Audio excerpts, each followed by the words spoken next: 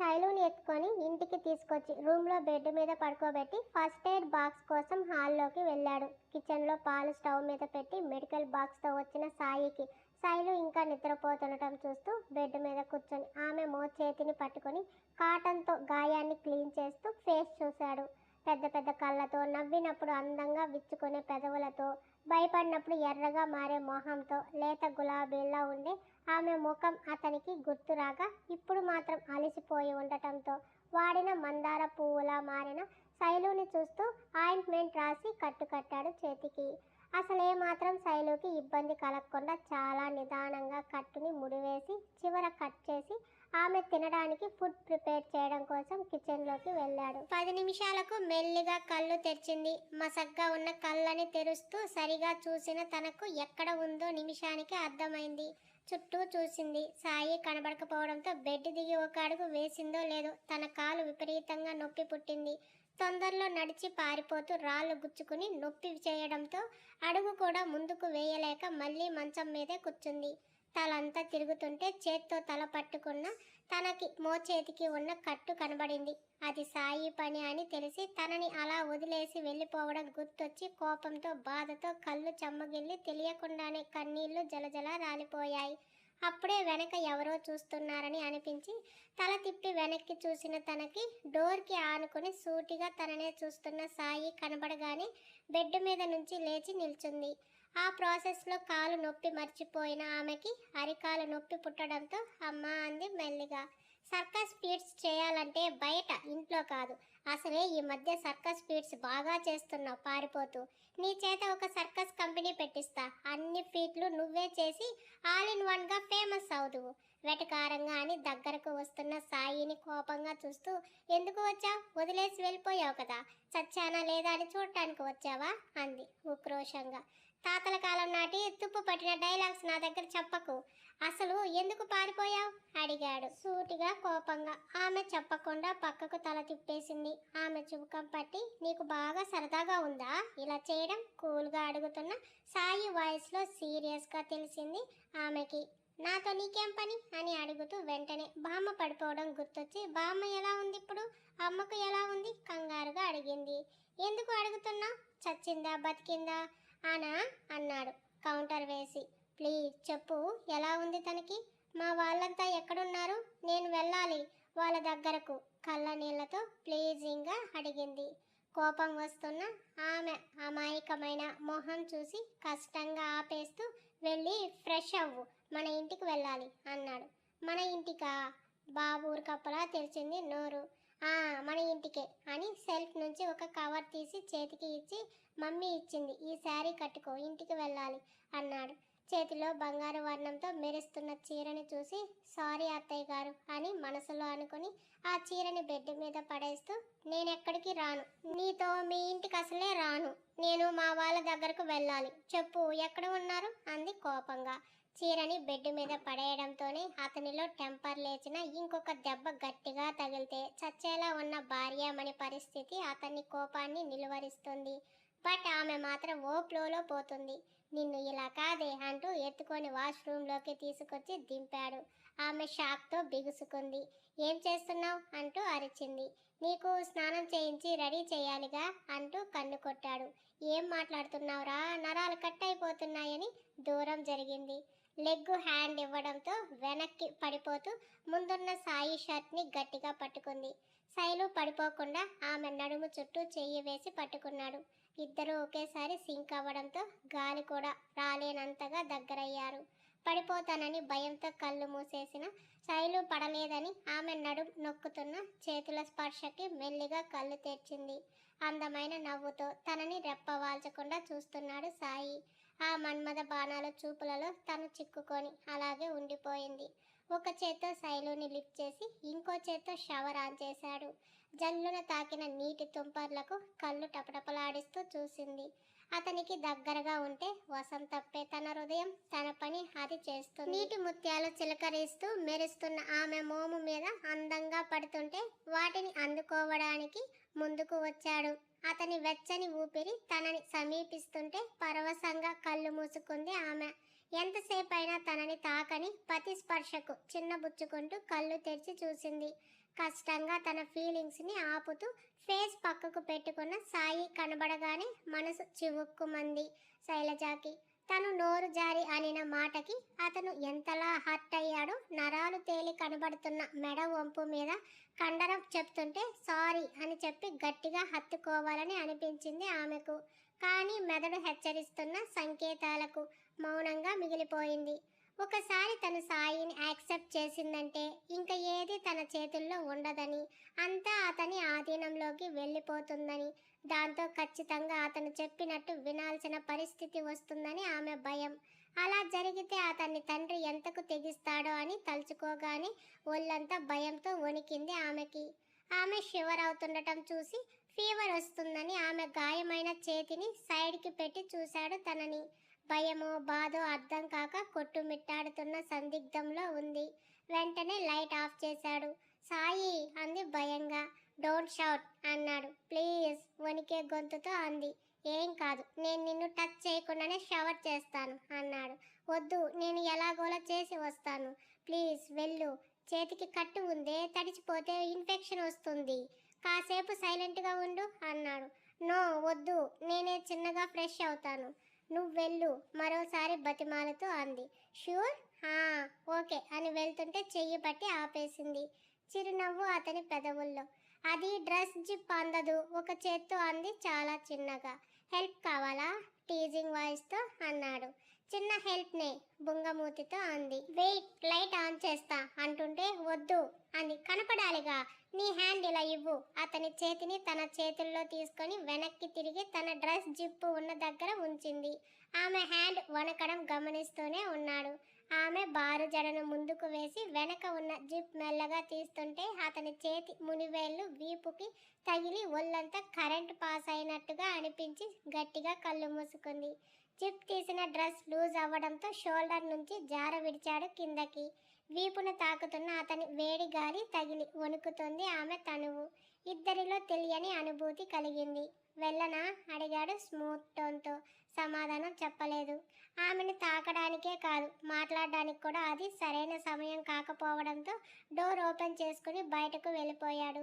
మరో గదిలో రెస్ట్ రూమ్లోకి వచ్చి తడిసిన డ్రెస్తోనే షవర్ కింద నిలబడ్డాడు. చల్లని నీరు తల నుంచి జారుతూ పాదాలను తాకి చల్లబరచాలని చూసిన ఒంట్లో రేగిన వేడి జడివానని తగ్గించలేకపోయింది. అరగంటకు టవల్తో బయటకు వచ్చాడు. తన డ్రెస్ రూమ్లో ఉండటంతో వెళ్ళాడు గదికి. లోపల షవర్ సౌండ్ వినబడుతుంటే శైలు ఫ్రెష్ అవుతుంది అని అర్థమై తన డ్రెస్ తీస్తుండగా సాయి అని పిలుపు వినిపించింది. టవల్ అంది లో గొంతుతో. సెల్ఫ్ నుంచి టవల్ తీసుకొచ్చి డోర్ ఓపెన్ చేయి అన్నాడు. చిన్నగా తన చెయ్యి మాత్రమే పట్టే అంతా ఓపెన్ చేసి చేతిని బయటకు పెట్టింది. సూటిగా ఒకసారి చూసి టవల్ చేతిలో పెట్టి వచ్చేశాడు బయటకు. ఆఫ్టర్ సమ్ టైం టవల్ చుట్టుకొని బయటకు వచ్చిన ఆమెకి తలుపు వేసి ఉండటం చూసి ఊపిరి పీల్చుకొని చుట్టూ చూసింది. తను వేసుకోవడానికి డ్రెస్ లేదక్కడ. ఇందాకటి శారీనే ఉంది. చిరాకుగా ఉండి స్నానం చేసింది. కానీ ఇప్పుడు చీర కట్టుకొని అత్తగారింటికి వెళ్ళాలన్న ఆలోచన రాగానే భయం పట్టుకుంది తనకు. ఏం చేయాలో అర్థం కాక బెడ్ మీద కూర్చొని తీవ్రంగా ఆలోచించింది. ఐడియా తట్టలేదు. అరగంటకు ఇంకో అరగంట గడిచాక డోర్ తడుతున్న సౌండ్ వచ్చేసరికి ఉలిక్కి పడింది. శైలు టైం అవుతుంది, ఫాస్ట్ అన్నాడు సాయి. అసలు రెడీ అవ్వకుండా టవల్తో తడిచిన జుట్టుని ముడిపెట్టుకుని ఉన్న తన అవతారాన్ని చూసి ఇప్పట్లో అయ్యేది కాదని నేను రాను, నువ్వు ఒక్కడివే వెళ్ళిపో అంది. డోర్ లాక్ చేస్తుందని ఆమె ధైర్యం. కమ్మగై వాయిస్ మారి గంభీరంగా వచ్చింది సౌండ్. ఆమె హార్ట్ షేక్ అయ్యి కాస్త చిన్నగా అడుగు వేసుకుంటూ వచ్చి తలుపు వెనక నుంచి నేను రాను, మీరు వెళ్ళండి సార్ అంది వెటకారంగా. అయితే ఇక్కడ ఆమె మర్చిపోయిన విషయం డోర్ జస్ట్ దగ్గరకు వేసి వెళ్ళాడు అని, లాక్ చేయలేదని. వాట్ డిడ్ యూ సే అని దడేళ్ళ డోర్ నెడుతూ లోపలికి వచ్చాడు. డోర్ లాక్లో లేదని తెలిసి ఆ వాక్కైన శైలు వెనకే ఉండటంతో అదుపు తప్పి అరుస్తూ లోపలికి వచ్చిన సాయి చెయ్యి పట్టుకుంది. దాంతో ఈసారి ఇద్దరూ బ్యాలెన్స్ తప్పిపోయి బెడ్ మీద ఒకరి మీద ఒకరు పడిపోయారు. టవల్తో తన కింద ఉన్న ఆమెని చూడగానే అతనిలో హై వోల్టేజ్ కరెంట్ ఒక్కసారిగా పాస్ అయింది. అతనిలో సాయి చేతిని గట్టిగా పట్టుకుని కళ్ళు మూసుకున్న ఆమెకి అతని వెయిట్తో హెవీ ఫీలింగ్ వస్తుంటే నెమ్మదిగా కళ్ళు తెరిచింది. ఎలాంటి భావం లేకుండా తన ఫీలింగ్స్ని తొక్కి పడేసి ఫాస్ట్గా పైకి లేవడానికి చూసిన శైలు సూత్రాలతో చిక్కుబడి అతని మళ్ళీ ఆమె మీద పడేలా చేసింది ప్రకృతి. సాయి పైకి లేచాడని తను పైకి లేస్తున్న శైలు తిరిగి ఊహించకుండానే అతనలా మళ్ళీ పడటంతో ఆ ఫోర్స్కి ఈసారి ఇద్దరు పెదవులు ఒక్కదాని ఒకటి పలకరించుకున్నాయి. 4 పెదవులు చాలా రోజుల తర్వాత కలవడంతో విడదీయలేనంత హత్తుకుంటుంటే శైలు కళ్ళు ఆల్చిప్పల్లా పెద్దవిగా, సాయి కళ్ళు నక్షత్రంలా చిన్నవిగా అవుతాయి. జస్ట్ కలిశాయి అంతే పెదవులు. వాటిలో ఎలాంటి చలనము లేదు. తాకిన స్పర్శకి ఇద్దరిలో ఏ భావం రాలేదు. విసుగ్గా పైకి లేచి ముడిపడిన బంధాన్ని తీయాలని సీరియస్గా తన చైన్ తీస్తున్నాడు సాయి. అతను అంత సీరియస్గా, ఇగ్నోరెన్స్గా ఉండటం తట్టుకోలేకపోయింది. పెళ్లికి ముందు తన అనుమతితో అవసరం లేకుండా అతను ఇచ్చిన ముద్దులన్నీ ఆమె ఎంత అపురూపంగా దాచుకుందో తనకే తెలుసు. కానీ ఇప్పుడు తన మూలంగా సాయి ఎంత పట్టుదలగా ఉన్నాడో ఇప్పటి వరకు జరిగిన సంఘటనలు చెప్తున్నాయి. తను అన్న మాట గుర్తొచ్చి అతనిలో కోపం ఎంతలా ఉందో ఎర్రగా మారిన అతని ముఖం చెప్పకనే చెప్తోంది.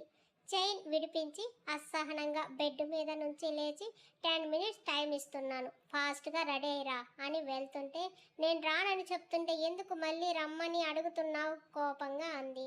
నెక్స్ట్ మినిట్ ఆమె సుకుమారమైన గొంతు అతని చేతిలో చక్కగా బందీ అయ్యింది. బెడ్కి అలాగే ఆనించి చంపుతా నోరు తెరిచావంటే, నీకు క్వశ్చన్ చేసే రైట్ లేదు. జస్ట్ నేను చెప్పింది నోరు మూసుకొని ఫాలో అవ్వడమే. ఎక్కువ మాట్లాడితే నువ్వు పెట్టిన రూల్స్ని దారుణంగా బ్రేక్ చేసే బీస్ట్ని చూస్తావు నాలో అని కోపంగా ఎర్రగా మారిన కళ్ళతో నిప్పులు చెరుగుతూ చూశాడు. అతను అన్న మాటలకి ఒంట్లో వణుకు పుట్టి రెడీ అవుతానంటూ తలాడించింది.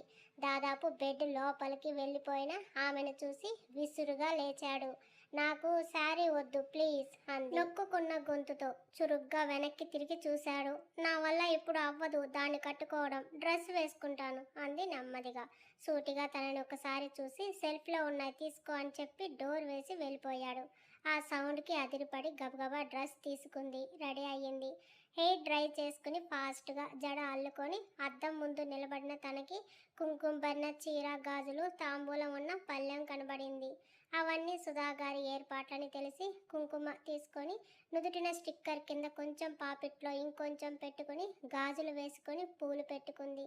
ఫాస్ట్గా రెడీ అయ్యి బయటకు వచ్చిన తనకి ఇంటి వరండాలో ఊరి వాళ్ళతో మాట్లాడుతున్న సాయి కనబడ్డాడు. నడుము మీద ఒక చెయ్యి ఉంచి ఇంకో చేత్తో వాళ్ళకి ఇన్స్ట్రక్షన్స్ ఇస్తూ హుందాగా అతను మాట్లాడే తీరును చూసి ఆశ్చర్యపోయింది తను. తనతో ఎంత రూడ్గా, సీరియస్గా, రొమాంటిక్గా బిహేవ్ చేస్తాడో అంతకు భిన్నంగా ఇప్పుడు మాట్లాడుతుంటే మొగుడు గారైన పతిదేవ మీద అమాంతంగా గౌరవం, ప్రేమ పొంగి పొర్లిపోయాయి ఆమెకి. బట్ ఆ ప్రేమ బురదగా మారి గంగలోకి పోతుందని బాగా ఫీల్ అయింది అంతలోనే. అరగంటకు పైగా వాళ్ళతో మాట్లాడి వాళ్ళకి చెక్ బుక్ మీద సైన్ చేసి చెక్ ఇచ్చి లోపలికి వచ్చాడు సాయి. ఆమె దీర్ఘంగా ఆలోచిస్తూ సోఫాలో ముడుచుకుని ఉండటం చూసి ఆమె రెడీ అయిన విధానానికి కళ్ళలో చిన్న స్పార్క్ అలా వచ్చి ఇలా మాయమైంది అతనికి. కిచెన్లోకి వచ్చి పాలు ఇంకా ఆమె కోసం చేసిన వెజ్ సలాడ్ ప్లేట్ తెచ్చి ఆమె ఫేస్ ముందు పెట్టాడు. ఊహాలోకంలో విహరిస్తుందో మరి శోకాలోకంలో స్విమ్ చేస్తుందో తెలియదు కానీ ఆమె ముఖానికి ఇంచ్ గ్యాప్లో ఆగిన ప్లేట్కి పెద్ద పెద్ద కాటుక కళ్ళతో ఓరగా చూసింది అతన్ని.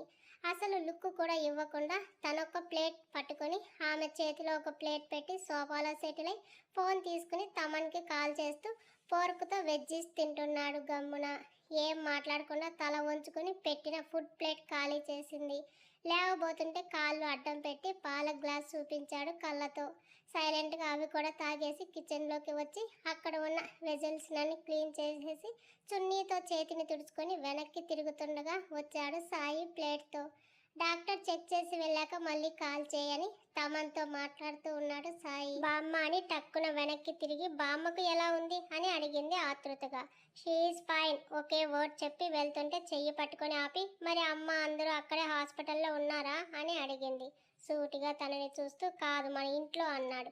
ఇంట్లోనా అని పట్టుకున్న చేతిని వదిలేసింది. నీళ్లు నిండిన కళ్ళను చూస్తూ చిరాకు దొబ్బి వాట్స్ యువర్ ప్రాబ్లం శైలజ అంటూ గోడకి లాక్ చేశాడు ఫోర్స్గా. దగ్గరగా సీరియస్గా ఉన్న అతన్ని చూసి చెప్తే తిడుతున్నావుగా అంది భయంగా. నీ అడ్రస్ ఇంకా నా ఇల్లే, నీ ఫ్యామిలీ ఇప్పుడు నాది కూడా, సో అందరూ నా ఇంట్లోనే ఉంటారు, అందులో నువ్వు కూడా అన్నాడు. వెంటనే మొహం పక్కకు తిప్పుకొని వస్తున్న కన్నీటిని ఆపే ప్రయత్నం చేస్తుంది. ఎందుకో ఆ క్షణం ఆమెలోని నిస్సహాయత స్పష్టంగా అతనికి కనబడింది. బయటకు చెప్పలేని బాధని అనుభవిస్తున్న ఆమె మనసు అతనికి తెలియంది కాదుగా. క్షణం పాటు సైలెంట్గా ఆమెనే చూసి, నీకు నీ ఫ్యామిలీకి ఎలాంటి ఇబ్బంది లేకుండా నేను చూసుకుంటాను, ఏడవకు అన్నాడు. మన అన్నవాడు నీది అనేసరికి వెంటనే కన్నీళ్లు తుడుచుకొని, మేము వేరుగా ఇంకెక్కడైనా ఉంటాం, ఇంట్లో వద్దు అంది చిన్నగా. నొసలు చిట్లించి చూశాడు ఆ మాటకు. ఏంటి అన్నాడు బేస్ వాయిస్తో. దెబ్బకు జడ్సి ఏం లేదు అని తల అడ్డంగా ఊపింది. నేను ఉన్నంత వరకు నువ్వు వేరుగా ఎలా ఉంటావు? ఒకవేళ నేను చచ్చాక కావాలంటే పో దూరంగా అన్నాడు విరక్తిగా. సాయి అంటూ చేతిని అతని నోటి మీద వేసి అంది. ఇద్దరి చూపులు వారి ప్రేమలో చిక్కి అక్కడే ముడిపడ్డాయి. ప్లీజ్ ఇంకోసారి ఇలా మాట్లాడకు అంది మనసులో ముళ్ళులా గుచ్చుకున్న ఆ మాటకి. ఏం బాధగా ఉందా నేను అలా అనేసరికి అడిగాడు స్ట్రైట్గా చూస్తూ. కంటి నుండి నీటి బొట్లు దారగా కారిపోతుంటే దీనంగా చూసింది. ఆమె కళ్ళలో భావం చదివిన అతను వెంటనే నడుం పట్టి ఫోర్స్గా దగ్గరకు లాక్కొని, మరి నువ్వు నన్ను అన్న మాటలకి నా హార్ట్ ఎంత బ్రేక్ అయిందో తెలియడం లేదా నీకు అన్నాడు. ఎక్కడో అదిమి పెట్టిన బాధ అని ఫీలింగ్ని కాస్త ఓపెన్ చేసి. పశ్చాత్తాప భావనతో తలంచుకుంది. మాట జారితే తీసుకోవడం జరగని పని. నేను కూడా నిన్ను అన్నాను, ఒప్పుకుంటాను. కానీ అలా అన్నప్పుడు నిన్ను నా నుంచి దూరంగా వెళ్ళనివ్వకుండా చేయడానికి, కానీ నిన్ను దూరం చేసుకోవాలని కాదు. ఆ విషయం నీకు కూడా తెలుసు. అందుకే అందరిలో నేను నీ మొగుణ్ణి అన్న విషయం చెప్పావు. బట్ నువ్వు అన్న మాట ఇక్కడ అని హార్ట్ని చూపిస్తూ చాలా పెయిన్ ఇచ్చింది నాకు. How could you say this Shailaja? ఎలా అనగలిగావు మాటలను? ఫస్ట్ టైం సాయి మాటల్లో లోతైన గాయం తగిలినంత బాధ. అతని ఫేస్ చేయలేకపోయింది ఆమె. వెంటనే తనని వదిలి వెళ్ళి తనకు కావాల్సిన థింగ్స్ అన్ని బ్యాగ్లో ప్యాక్ చేసుకుంటున్నాడు సాయి. కళ్ళలో నీళ్లు వర్షిస్తూనే ఉన్నాయి ఆమెకి. 1, 2, 3 బ్యాగ్స్లో అన్ని సర్ది కార్లో పెట్టి అక్కడికి సెండ్ ఆఫ్ ఇవ్వడానికి వచ్చిన వాళ్ళకి మళ్ళీ వస్తానని చెప్పి ఇంటికి లాక్ చేసుకుని కార్లో స్టార్ట్ అయ్యాడు. సిటీకి రావడానికి ఇంకగంట టైం ఉందనగా కార్ ఎక్కినప్పటి నుంచి కనీసం ఒక్క మాట కూడా ఇద్దరి మధ్యన లేక మౌనంగా సాగుతుంది వారి ప్రయాణం. సాయి చూపులు రోడ్డు వైపే ఉండగా శైలజ కన్నీళ్లతో చూసే చూపులు విండోకి శాశ్వతమయ్యాయి. టైం ఈవినింగ్ 6 అవుతుంది అప్పటికే. ఒక రెస్టారెంట్ ముందు కార్ ఆపి చూశాడు తనని. విండోకి తలాంచి అలాగే నిద్రపోయింది. రెస్టారెంట్కి వెళ్ళి తనకి తినడానికి స్నాక్స్ ఇంకా జ్యూస్ ఆర్డర్ ఇచ్చి తన మైండ్ రీఫ్రెష్ కోసం స్మోక్ చేస్తూ టేబుల్ దగ్గర కూర్చొని ఫోన్ చూస్తూ ఉన్నాడు సాయి. కార్ ఆగడంతో మెలకు వచ్చి లేచి కూర్చుంది సరిగా. చుట్టూ చూసింది. దూరంగా కొండ మీద కనబడుతున్న స్వామివారి గాలి గోపురం చూసింది.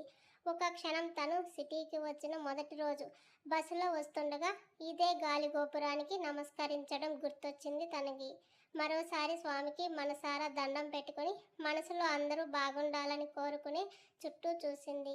సాయి కనబడ్డాడు విత్ చేతిలో సిగరెట్తో సీరియస్గా ఫోన్ మాట్లాడుతూ. అప్పుడే కరెక్ట్గా మాట్లాడుతూ తల తిప్పిన అతనికి కళ్ళలో వేల కాంతుల మెరుపుతో తననే చూస్తున్న శైలజ కనబడింది. నిమిషం పాటు ఇద్దరి చూపులు కలిసి విడిపడ్డాయి. ఆర్డర్ చేసినవి తీసుకుని వచ్చి ఆమె ఒడిలో పెట్టి కార్ స్టార్ట్ చేస్తుండగా గుడికి తీసుకెళ్తావా అని అడిగింది. చూశాడు తనని.